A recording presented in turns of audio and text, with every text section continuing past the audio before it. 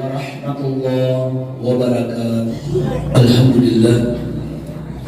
Alhamdulillahilladzi arsala rasulahu bil huda wa dinil haqq liyudhhirahu 'ala ad-dini kullihi wa kafaa billahi shahida. Asyhadu an la ilaha illallah wahdahu la syarika lahu wa asyhadu anna Muhammadan 'abduhu wa rasuluhu wa mab'uts rahmatan lil alamin. Allahumma salli wa sallim wa barik ala sayyidina Muhammadin wa ala alihi wa sahbihi ajma'in. Faqala Allah ta'ala fi kitabihil karim wa huwa asdaqul qailin. A'udzu billahi minasy syaithanir rajim. Bismillahirrahmanirrahim. Ya ayyuhalladzina amanu taqullaha haqqa tuqatih wa la tamutunna illa wa antum muslimun. Qala aydan inna Allaha wa malaikatahu yusholluna 'alan nabi ya ayyuhalladzina amanu shallu 'alaihi wa sallimu taslima. Wa qala aydan innal ladzina yatluna kitaballah wa aqamus salata wa anfaqu mimma razaqnahum sirran wa 'alaniyatan yarjuna tijaratan lan tabur. Sadaqallahul azim wa balaghallahu rasulul karim wa nahnu ala dhalika minasy syahidin wasyakirin wa la haula wa la quwwata illa billahil aliyyil azim. Kaum muslimin sidang jamaah Jumat yang dirahmati oleh Allah Subhanahu wa taala, marilah kita memuji Allah Subhanahu wa taala yang selalu senantiasa memberikan kesehatan, memberikan kesempatan, dan memberikan begitu banyak kenikmatan, sehingga kenikmatan yang telah kita peroleh ini, yang telah kita miliki ini, yang telah dianugerahkan kepada kita semua, itu hingga saat ini kita tak mampu menghitung-hitungnya. Oleh sebab itu, bersyukurlah kita pada kesempatan kali ini kita kembali bersama-sama di Jumat yang penuh berkah ini, di 23 Ramadan ini kita kembali bersama-sama mendirikan sholat Jumat secara berjamaah. Selanjutnya salam salawat semoga tercurah pada Rasulullah SAW beserta keluarga, sahabat dan para pengikutnya.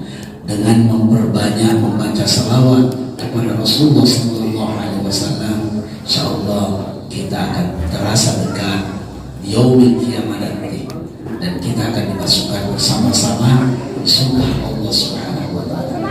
Dengan juga banyak membaca salawat kepada Rasulullah SAW, insyaallah di dunia ini insyaallah Allah akan memberikan kemudahan-kemudahan, hingga dengan demikian insyaallah di dalam beribadah di hadapan Allah Subhanahu wa taala kita akan khusyuk kepada jemaah yang dirahmati oleh Allah Subhanahu wa taala. Pada kesempatan Jumat kali ini, izinkan kami untuk selalu berpesan-pesan di dalam hal ketakwaan, di dalam artian mari kita melaksanakan segala bentuk-bentuk perintah Allah Subhanahu wa taala dan Rasulnya, dan mari kita selalu menjauhi larangan-larangan Allah dan Rasulnya pula. Sehingga dengan demikian insyaallah kita akan tergolong pada orang-orang yang bertakwa. Hadirin jemaah yang dirahmati oleh Allah Subhanahu wa taala, hari ini bertepatan dengan 23 Ramadan.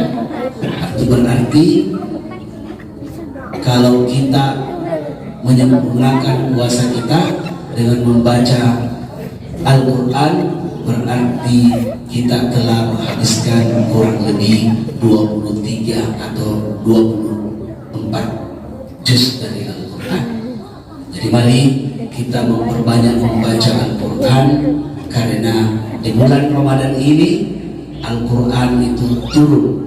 Jadi wajar saja kalau kita gencarkan membaca Al-Quran, tetapi jangan juga lupa di luar bulan Ramadan nanti kita juga membaca Al-Quran, karena ini adalah bulan tarbiyah di mana kita berlatih membaca Al-Quran, kita berlatih belajar Al-Quran, mengajarkan Al-Quran, sehingga dengan demikian Syawal sampai masuk lagi waktu Ramadan 1445 Hijriah nanti kita tetap untuk membaca Al-Quran. Jemaah yang dirahmati oleh Allah Subhanahu wa Ta'ala, ada 3 hal kesempurnaan bulan puasa ini. Ketika kita berpuasa, untuk menyempurnakan bulan puasa ini ada 3 hal di dalam surah Al-Fatir, sehingga ketika kita mengerjakan ini kita tidak akan merugi. Yang pertama itu a'udzubillahi minasyaitonir rajim, bismillahirrahmanirrahim, innal ladzina yatluna kitaballah, yaitu orang yang selalu membaca Al-Quran, orang yang selalu menelaah Al-Quran, orang yang selalu mengajarkan Al-Quran. Ini untuk menyempurnakan puasa kita. Jadi membaca Al-Quran dijelaskan oleh Rasulullah SAW, khairukum man ta'allama Al-Quran wa 'allamahu. Orang yang terbaik di antara kalian adalah orang yang selalu membaca Al-Quran dan mengajarkan Al-Quran. Bahkan di yaumil qiyamah nanti, bacaan-bacaan Al-Quran ini akan memberikan syafaat di yaumil qiyamah nanti. Jadi kita nanti ini yang membantu kita, yang memberi pertolongan di yaumil qiyamah nanti, bahkan di alam barzakh adalah bacaan-bacaan Al-Quran, bacaan-bacaan kalam ilahi. Jadi sebenarnya itu kalau kita membaca Al-Quran, sebenarnya dengan sendirinya tanpa disadari itu sebenarnya kita telah berdialog dengan Allah Subhanahu wa Ta'ala. Mengapa tidak? Karena sebenarnya itu Al-Quran yang sudah menjadi mushaf itu adalah kata-kata Allah Subhanahu wa Ta'ala yang ditransfer kepada malaikat Jibril, dan malaikat Jibril memberikan kepada Rasulullah sallallahu alaihi wasallam. Jadi itu kata-kata dari Allah Subhanahu wa Ta'ala yang ditransfer.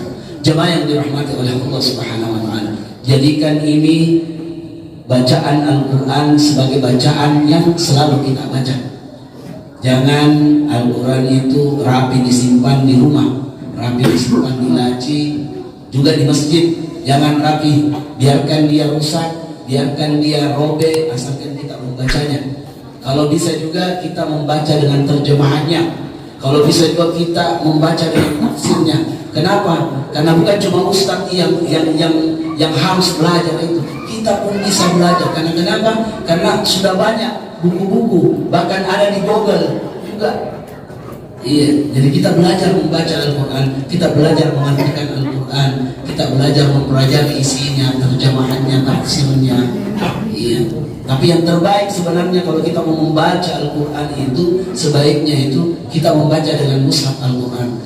Kalau kita membaca dengan di HP kita, itu akan terganggu. Kenapa? Yang pertama itu aplikasi membaca Al-Quran itu, aplikasi Al-Quran itu kita sederajatkan, kita samakan dengan aplikasi-aplikasi yang lain. Itu satu. Yang kedua, ketika kita membaca di website di Google itu biasa ada masuk iklan.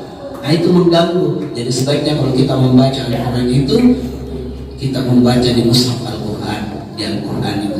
Apakah itu yang pakai terjemahan, apakah itu yang tidak pakai terjemahan langsung, atau tafsir, bisa kita baca. Hadirin jamaah yang dirahmati oleh Allah Subhanahu, itu satu. Yang kedua adalah kita mendirikan sholat.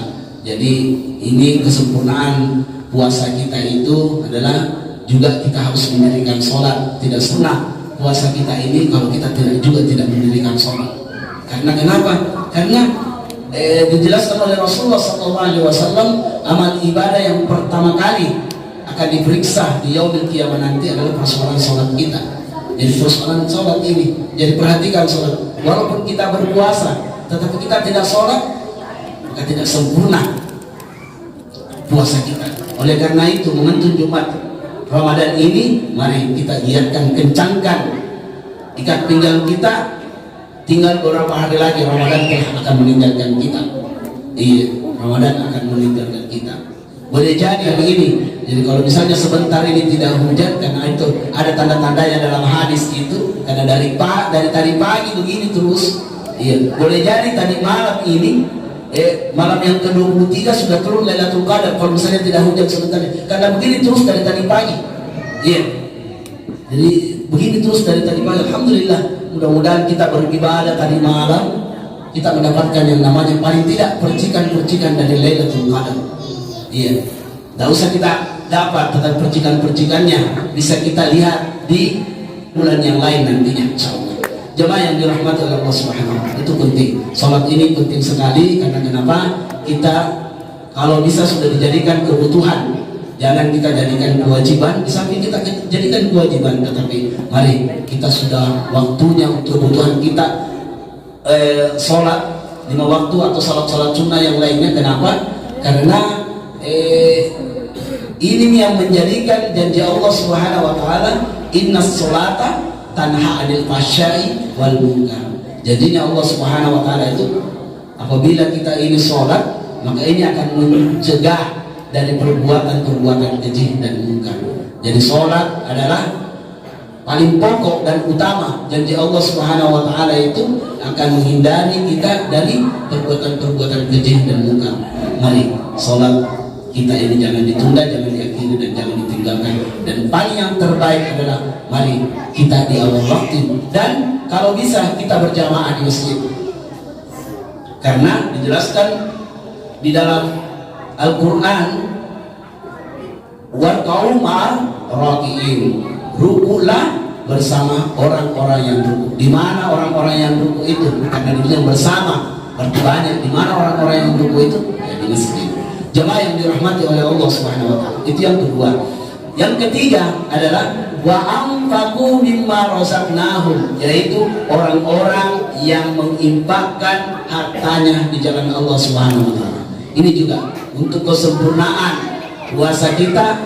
Mari ketika kita mempunyai harta, ketika kita mempunyai kekayaan yang lebih, mari kita infakkan harta kita di jalan Allah Subhanahu wa taala. Di dalam menginfakkan harta kita di jalan Allah Subhanahu wa taala ini ada 2 cara yang harus kita tempuh, yang kita tempuh. Salah satu di antaranya yang perlu kita tempuh. Yang pertama itu adalah dengan cara sembunyi-sembunyi, sirrau. Dengan cara sembunyi-sembunyi. Mengapa dengan cara sembunyi-sembunyi? Karena kita ini mau ikhlas di hadapan Allah Subhanahu wa taala. Kita tidak mau dikata, kita tidak mau dipuji, kita mengharapkan keridhaan Allah Subhanahu wa taala. Itu yang pertama. Yang kedua, mengapa dengan cara terang-terangan? Karena kita ini mau memberikan kesempatan kepada sahabat-sahabat kita, orang-orang terdekat kita, keluarga kita, untuk memberikan apa yang kita buat, melaksanakan apa yang kita laksanakan. Karena dengan demikian, insya Allah, karena kedekatan kita dengan Allah Subhanahu wa taala, ketika kita diberikan nikmat, maka nikmat itu kita infakkan di jalan Allah Subhanahu wa taala. Apakah itu pembangunan masjid, apakah itu pembangunan madrasah, apakah itu rumah tahfidz, apakah itu TPK, TPP misalnya. Jadi ini yang harus. Jadi harta kita ini harus yang kita lakukan untuk itu. Terus selanjutnya, karena yang berhubungan dengan Ramadan ini, yaitu adalah bagaimana harta kita ini kita keluarkan yang namanya zakat harta. Begitupun yang dalam bulan Ramadan ini kita harus perhatikan yang namanya juga zakat fitri. Kita perhatikan juga karena ini adalah kesempurnaan puasa kita. Karena kalau kita tidak melaksanakan itu, maka tidak akan sempurna puasa kita. Oleh sebab itu, mari di hari yang ke-23 Ramadan ini, mari kita kencangkan ikat pinggang kita untuk bersama-sama beribadah di hadapan Allah Subhanahu wa taala. Barakallahu li wa lakum fil Qur'anil azim wa nafa'ni wa iyyakum bima fihi minal ayati wa dhikril hakim wa taqabbal minna wa minkum tilawatahu innahu huwal